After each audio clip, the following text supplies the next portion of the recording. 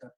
La verdad es que para entender cómo puede discurrir una epidemia es necesario entender características propias del virus, su fisiopatogenia, la tasa de R0, el periodo de transmisibilidad, la tasa de letalidad, el periodo de enfermedad. También considerar la población susceptible, el tiempo de inicio, la cantidad de test que se realizan, el tiempo y tipo de medidas de contención que se aplican, que cambia, y esto cambia completamente el comportamiento, la capacidad instalada que tiene un país para atender a la población, la carga de enfermedad que tiene el país antes de que ocurra la epidemia, los tratamientos disponibles y la sostenibilidad de las medidas. Ustedes ven que en epidemias anteriores, como en la influenza española, en la influenza asiática o la influenza de Hong Kong, hemos tenido números reproductivos de 1,5, 1,3, bastante por debajo de lo que tiene este virus que en China, con todas las medidas de contención, se estimó en 2,6. Y esto, dependiendo de aquello, significó 20 a 50 millones de excesos de muerte auditoriadas en la pandemia de influenza española, 1 a 4 millones de excesos de muerte auditoriados en el 57-51 y 1 a 4 millones de excesos de muerte en la influenza de Hong Kong. Esto afecta a diferentes grupos de edad según el tipo. Ahora, cuando modelamos lo que ocurre sin cuarentena, vemos que el desplazamiento de las personas es capaz de producir, a ver si corre, ahí sí, el desplazamiento de las personas va produciendo contagios y esos contagios contagian a otras personas y así se va difundiendo hasta que se establece algún tipo de restricción. Si por el contrario se realizan restricciones al desplazamiento, como veremos en este otro video, ustedes verán que las posibilidades de velocidad de propagación y la tasa de R0 va a cambiar, si bien las características del virus son las mismas, pero la posibilidad de alcanzar a mayor población disminuye. Hay variables intermedias, ¿no es cierto?, que pueden hacer que esto avance más o menos.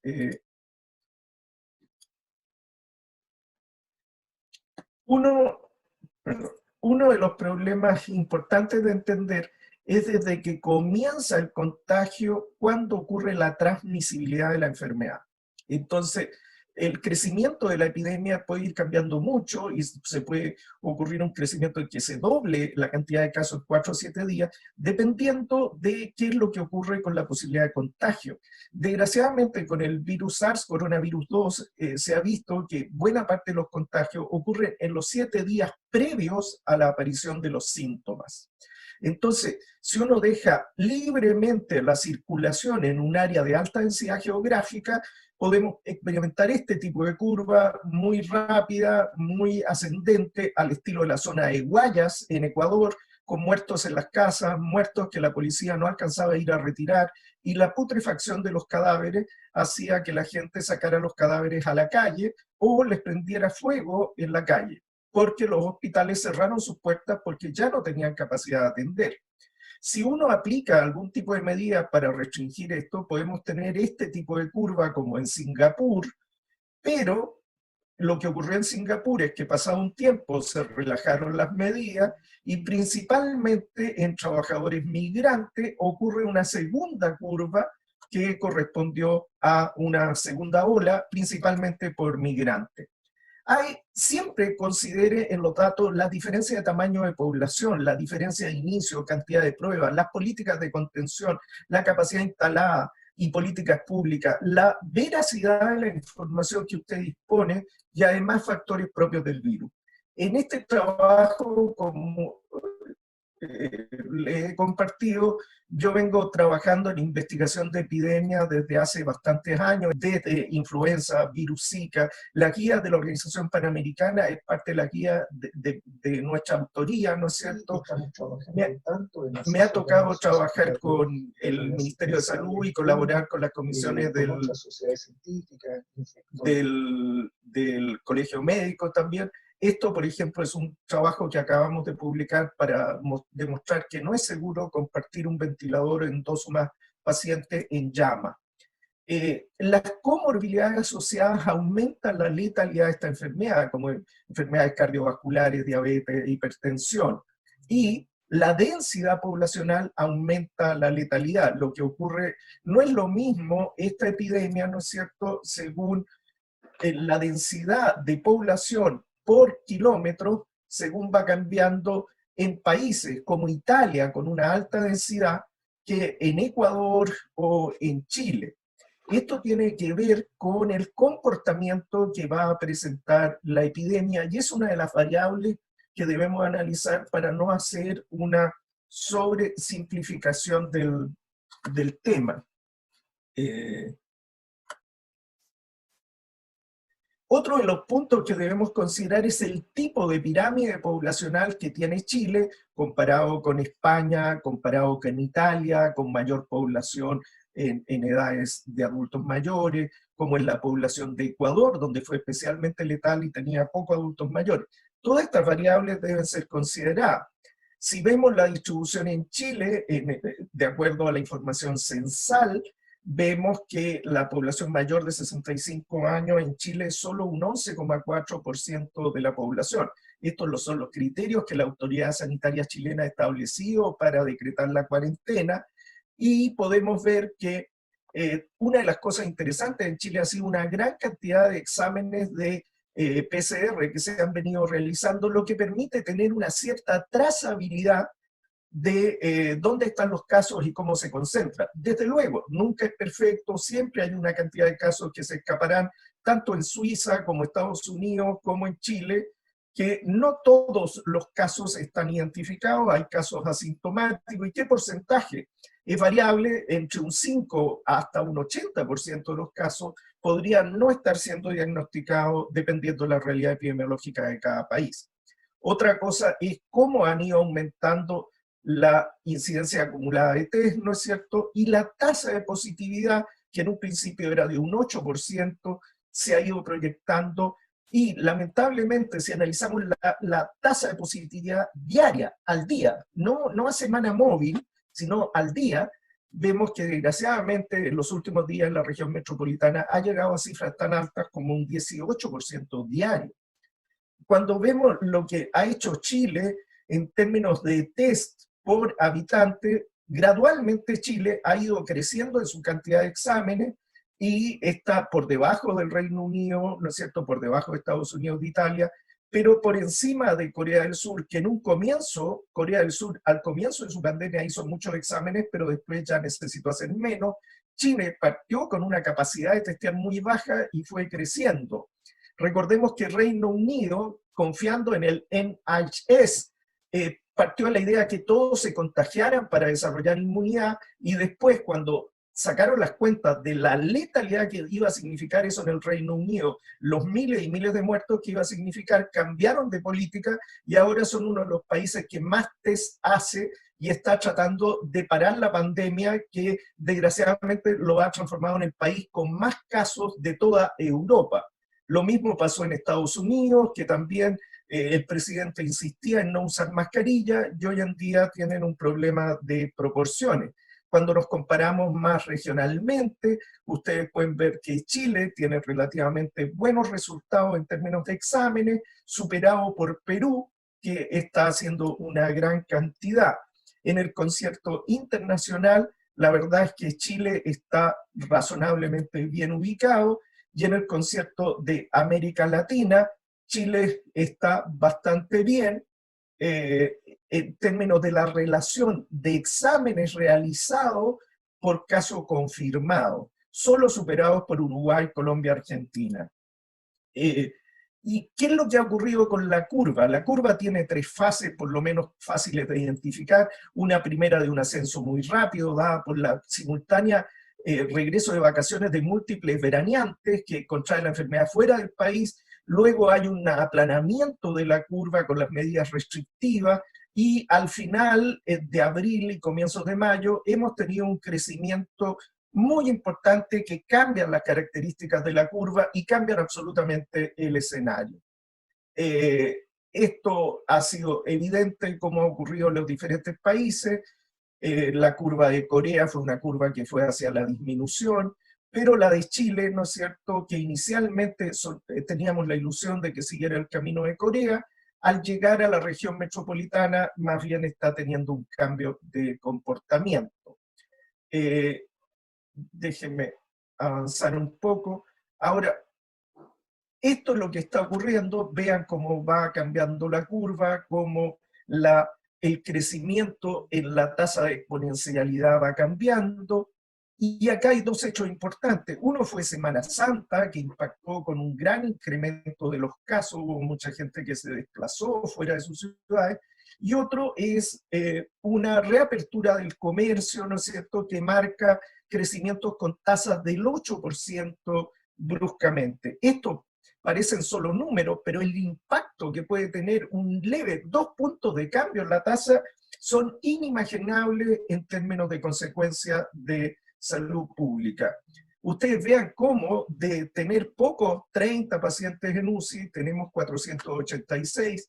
¿Y qué es lo que ocurre? Chile llegó a tener 700 camas de UCI, 700. Pero esas camas tienen dueño, hay enfermos acostados en esas camas. El 85% de esas camas están permanentemente ocupadas, entonces significa usar 486 más. Nosotros teníamos un enfermo cada 2 días por COVID, luego uno cada día, y en los últimos días teníamos 4,3 enfermos al día. Hemos tenido que abrir 26 camas en 3 días y ya se llenaron.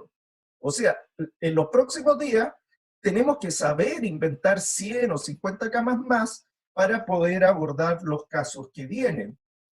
Vean el efecto que produce sobre los casos día estas acciones sociales, y cuando vemos qué tan rápido avanza, ¿no es cierto?, Chile, en que la enfermedad ha afectado Punta Arenas, la Araucanía, ¿no es cierto?, el impacto que tiene en la población total de 18 millones de habitantes es muy bajo comparado con España, donde afectó la comunidad de Madrid y Barcelona, pero el virus está golpeando las puertas de la región metropolitana. Entonces, hoy día comienza la verdadera historia del coronavirus en Chile cuando se empiece a propagar en la región metropolitana.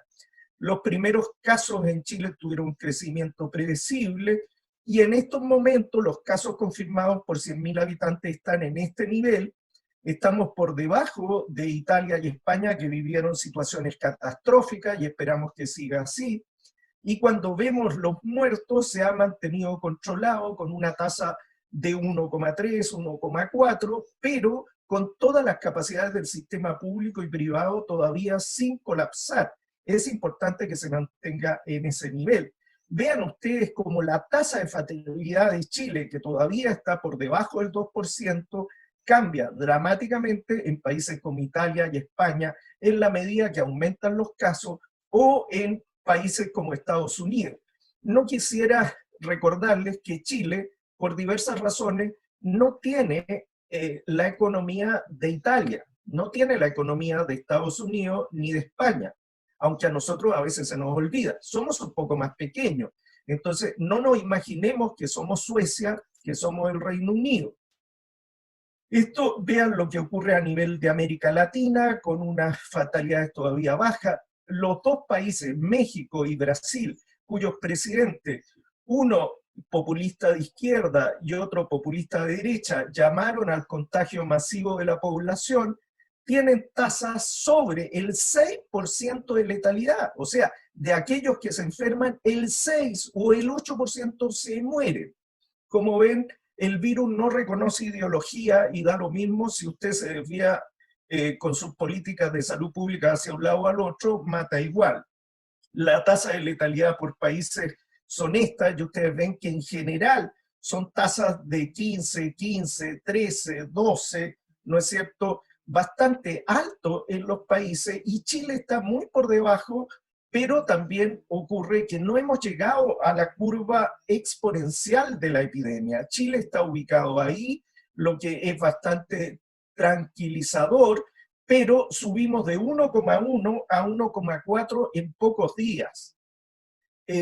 Por lo tanto, si vemos, por ejemplo, Brasil, cómo ha ido cambiando su tasa de letalidad, y esto, si lo evaluamos por semana móvil, pueden ver el efecto que tiene.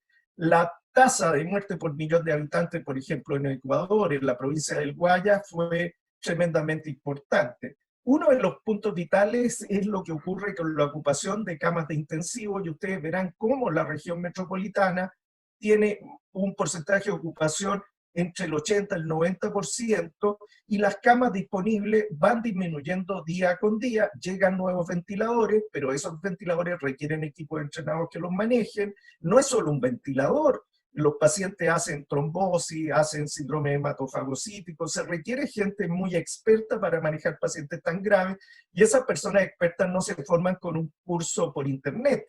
Se requieren años de especialización, aproximadamente 12 años para formar un especialista.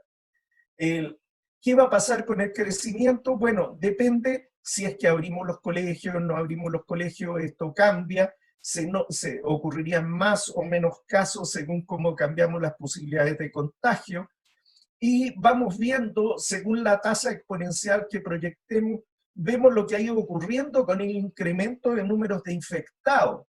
Entonces, si mantenemos las medidas de aislamiento con una tasa de 5%, esto es lo que ocurre, y si hacemos algunos cambios, van a ocurrir cambios. Una es la tendencia lineal, y durante algunos días tuvimos una tendencia lineal. Esto es que sigue una línea recta la progresión de los casos. Otra es una tendencia logarítmica, donde hay una aceleración y luego se aplana. Otra es la tendencia polinómica, que es curva, que tiene momentos de aceleración y desaceleración. Otra es la tendencia potencial, con una línea curva. Otra es la exponencial, donde van ocurriendo cambios progresivos, como ocurre en las epidemias. Y uno de los elementos que utilizamos es ver la tendencia móvil, ver el conjunto de varios días seguidos, y ver no un día, sino varios días, para ir sacando datos que no se vean afectados por la variación interdiaria de los datos. Si vemos eso con la evolución de los datos al 6 de mayo, podremos concluir que en Chile, y con estos hitos que marcaron ciertos cambios en la conducta de la población, la tendencia se ha convertido de una tendencia lineal a una tendencia que matemáticamente es polinómica. Hasta el 1 a 6 de abril era una tendencia lineal, del 7 al 15 de abril sigue siendo una tendencia lineal, después del 16 al 24, acá tienen ustedes los cálculos, es una tendencia lineal, pero vean lo que ocurre del 25 de abril al 6 de mayo, hay un crecimiento que ya la transforma en una curva polinómica. Nuestro llamado es a cuidar las medidas al extremo, porque queremos evitar que de esta curva polinómica se transforme en una curva exponencial. Una curva exponencial puede sonar una cosa muy matemática, pero les aseguro que ninguno de ustedes quiere vivir lo que es una curva exponencial en Chile.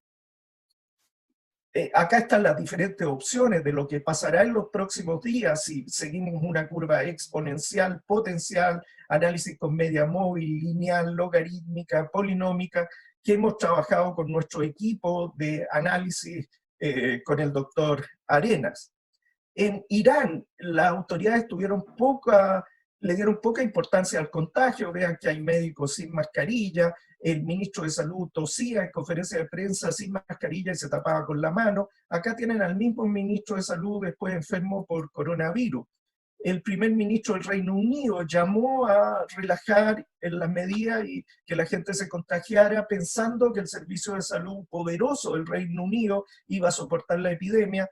Y acá tienen los primeros síntomas de enfermedad, y después el primer ministro estuvo hospitalizado al borde de la muerte en St. Thomas, y él sobrevivió, pero el Reino Unido tuvo preparado el plan de contingencia para la muerte del primer ministro.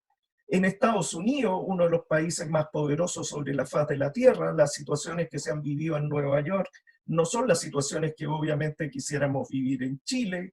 Las bolsas de cadáveres han pasado a ser usadas con bastante frecuencia.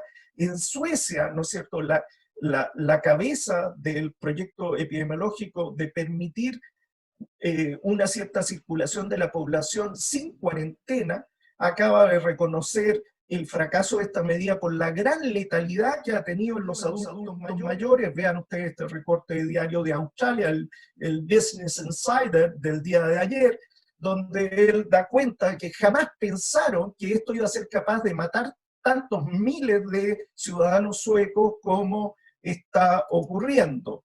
Entonces, solo uniendo nuestras fuerzas y destrezas en momentos de crisis podremos encontrar el mejor camino. En Nueva York, la tasa de anticuerpos con toda esa mortalidad, es de un 25%.